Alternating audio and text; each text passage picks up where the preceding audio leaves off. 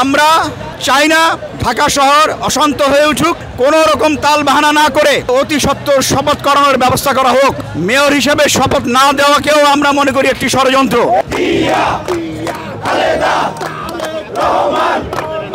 গত ৬-৭ দিন যাবৎ আমরা রাজপথে থেকেছি।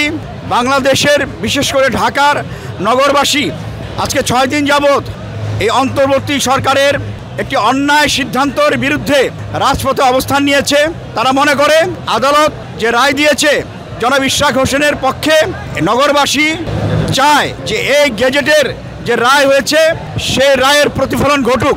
আমরা চাই না ঢাকা শহর অশান্ত হয়ে উঠুক। আমরা চাই শান্তিপূর্ণভাবে ঢাকার নগরবাসীরা তারা জীবনযাপন করবে এবং এই অন্যায়ের বিরুদ্ধে যে প্রতিবাদ এটা চলমান থাকবে।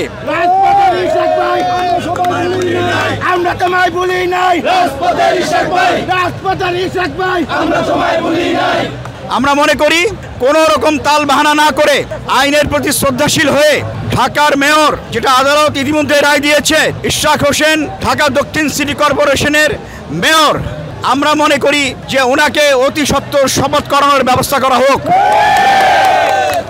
এই অন্তর্বর্তী সরকার জাতীয় নির্বাচন পেছানোর জন্য যে ষড়যন্ত্র শুরু করেছে বলে আমরা ঢাকাবাসী মনে করি। এই ইশরাকের মেয়র হিসেবে শপথ না দেওয়াকেও আমরা মনে করি একটি ষড়যন্ত্র।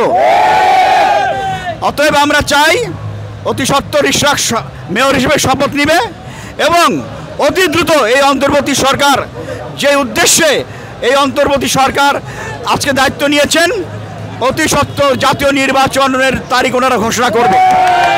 সবাইকে ধন্যবাদ।